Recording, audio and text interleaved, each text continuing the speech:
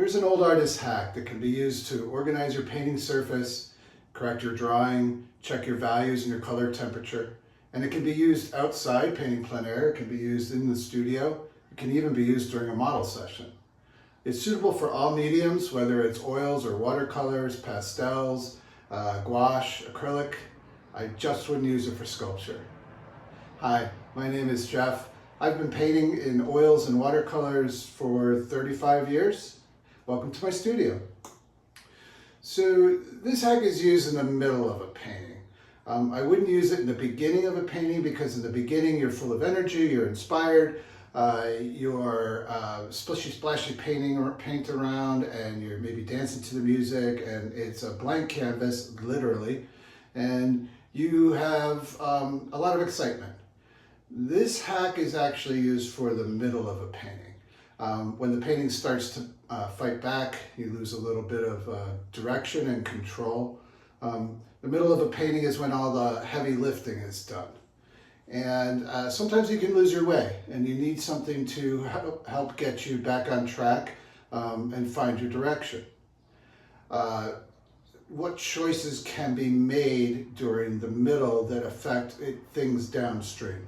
And for this, an example of this hack, I'm going to be using this painting of waterfall in Casanova in New York.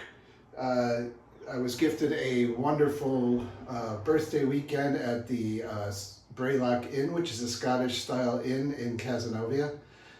It has amazing food. We went to the restaurant every night we were there, and I had meat pies. And they have an incredibly large collection of scotch. You can do flights of scotch. If you do a flight of scotch, I recommend getting the charcuterie board because, boy, do they have those two go together. And the rooms are really nice. The bedrooms are, the bedrooms are nice. So we also had wonderful Scottish weather. It was dreary, it was cold, it was gray, it was rainy. I think we even had snow. And we were out driving looking for reference photos and stumbled across this waterfall in Casanova, which is apparently a very famous waterfall in New York State, but I didn't know about it. My girlfriend took the photo. I liked it so much that I decided to do a painting of it. It's almost done, not quite done. But what happened in the middle of this painting is that I was starting to lose my way. I wasn't sure about the values. I didn't think that they were correct. They still might not be correct. And the water wasn't falling the way I wanted it to fall off the cliff, or the way that I remembered it falling, or the way the reference had it. Coming off the cliff, hitting the ledges, and then going down through the rocks.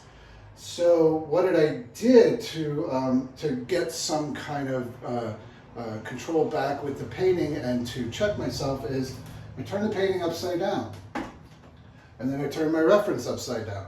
And what this does is it abstracts the painting, so it's no longer a painting of a waterfall.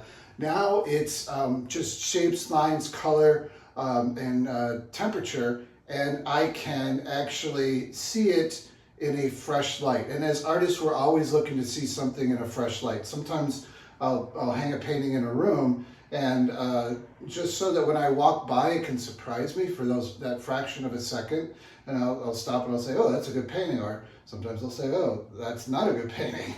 But we're always looking to see things fresh, especially our own work, because we can spend days, weeks, months, sometimes even years, years in front of, a long time in front of a painting. And we tend to not see it, we build an image in our mind, and we don't see it fresh the way that somebody walking by would see it. So what this does, and that's a long explanation, to make this abstracts the painting. Now you're not seeing it as a waterfall, not as the painting you've been working on, but now you're just seeing a lot of shapes. And what I did with this is I found a shape that I could easily locate, which was this. I wanted to get the drawing right on that. I wanted to get the color on that right, and the color temperature.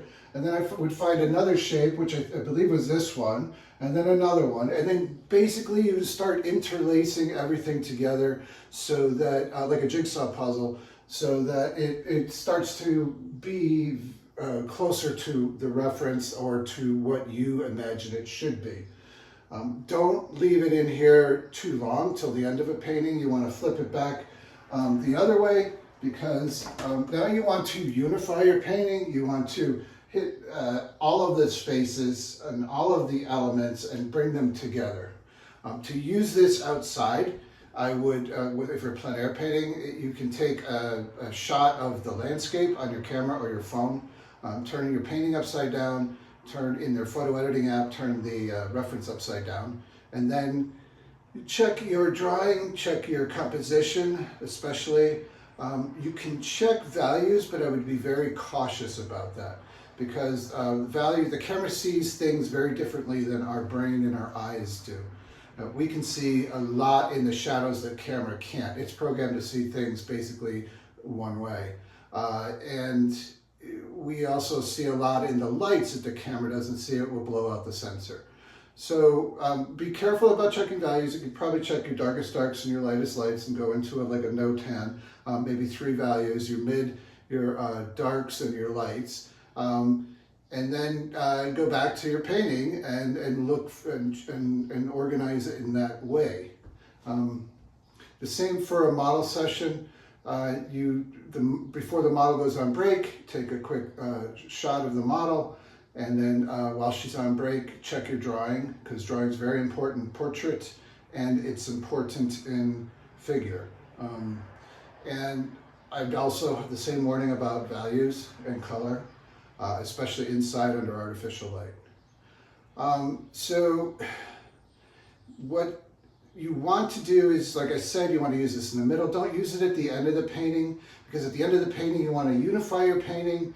All your drawing, your values, your edges, and your lines should all be pretty darn correct, pretty close anyway. And you want to make the painting sing. Your vision is being manifest. It's exciting at the end because everything's finally coming together. I hope this hack helps. Thanks for stopping by. Remember, if you support the arts, then buy originals. Okay? Bye. Bye. Get that? Bye. Bye.